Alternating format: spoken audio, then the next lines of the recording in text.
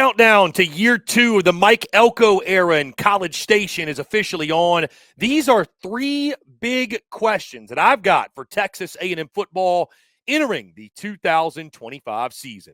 Hello, everyone. I'm Chris Phillips of SEC Unfiltered. Appreciate each and every single one of you tuning in. Make sure you like, subscribe, turn on notifications. Check us out via podcast, where we get your podcast. You can also find us across all social media platforms, as well as our website, secunfiltered.com. As always, we're powered by our friends over at FANDUEL. Visit FANDUEL.com/SECU to join today and get started with $150 in bonus bets when you win your first $5 bet. Once again, that's FANDUEL.com/SECU to get $150 in bonus bets today. Year 2 of Mike Elko in College Station is quickly approaching. It's never too early to look ahead. And these are 3 big questions that I've got for Texas A&M football entering the 2025 season. We will start with number 1, guys, the most important position on the football field, that is quarterback. Can Marcel Reed take the next step? That's a very blanket statement and a very obvious question, but guys, you're only as good as your quarterback. And that's so much of what it comes down to. You know, you look at the A&M offense last year, especially late in the season, right? You get off to that 7-1 start, you lose 4 your last 5, and it was not all Marcel Reed's fault. By the way, the game at Auburn, he did everything in his power to win that football game. He was the furthest one that where blame should be placed for losing that game. But I think you want to see him develop as a passer. We know what he can do with his legs. Obviously, this is a big year for Colin Klein, the offensive coordinator. But I think, again, for Marcel Reed taking the next step, coming into his own, I'm excited. What is that year 2 jump like being QB1? Again, he's no longer battling a Connor Wegman, who was obviously the starter going into last season. This is now his football team. He's firmly QB1. Give A&M credit. They went out in the portal, got him new weapons, got him some upgrades, I think, at the wide receiver position. You're going to have some guys that were injured at running back who are going to be back for you as well. Offensive line, everybody's back on the offensive line. It all comes down to Marcel Reed. Can he meet his full potential? Can he take the next step? Also, can Colin Klein put him in the positions to be successful? But it's on QB1, man. Again, if you don't have a quarterback, you don't have a chance in this league. Marcel Reed got to take the next step. All eyes are going to be on the Aggie signal caller when this season gets going, when toe meets leather this fall. Guys, my second big question for Texas A&M is this.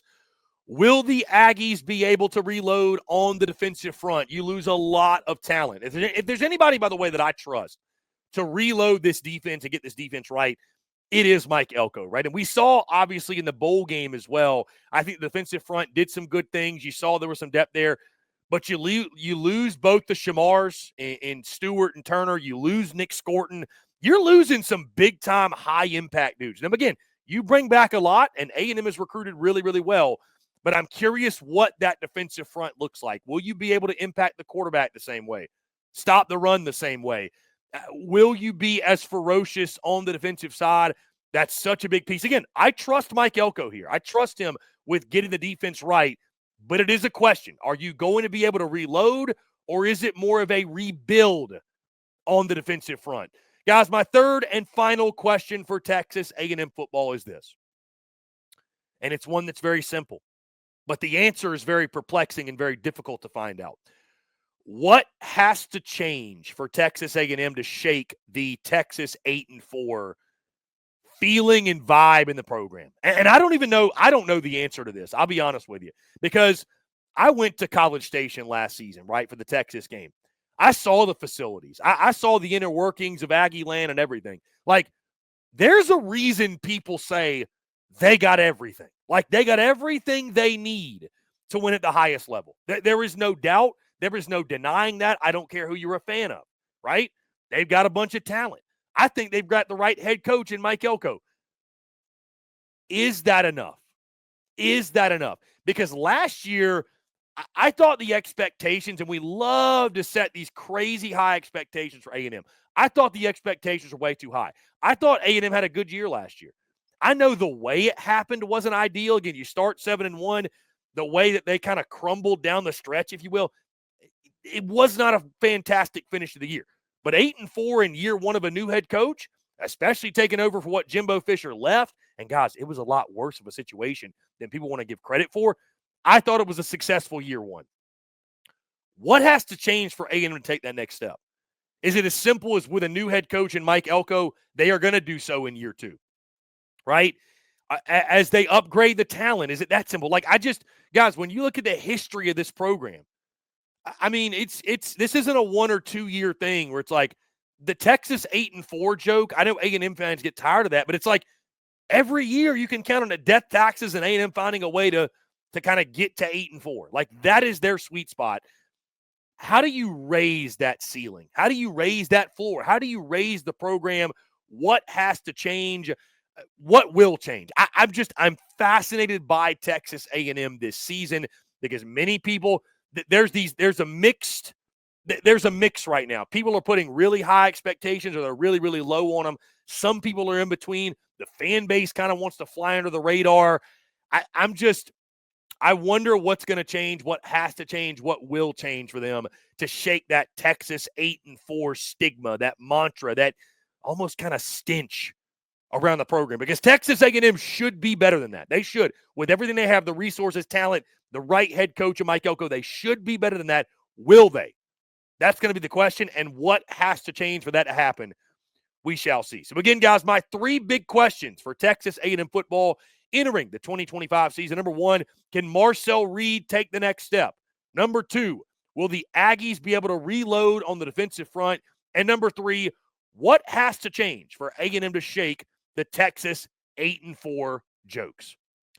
Guys, that's going to do all for me. Appreciate each and every single one of you tuning in. Before we get out of here, I want to tell you about our friends over at FanDuel because, as always, we are brought to you by our friends at FanDuel. This bracket season, FanDuel is letting you make the call because right now, new customers can get $200 in bonus bets when your first $5 bet wins. That's $200 extra bucks to bet on everything, from clutch shots to last-second heartbreaks, and even who's cutting down the nets. If you've been wanting to join, there's no better time. There's tourney action almost every day, and FanDuel has amazing bet types like spreads, totals, game props, and so much more. And, guys, we're going to be dropping picks all March and into April as well, guys. We've got the SEC tournament. We've got March Madness. Heck, even college baseball. FanDuel's even got college baseball lines. It's never too early to bet on college football as well. Whatever you want, they have got it. Visit FanDuel.com/SECU and get in on the college hoops action all tourney long. Must be 21 and up and present in select states or 18 and up and present in D.C.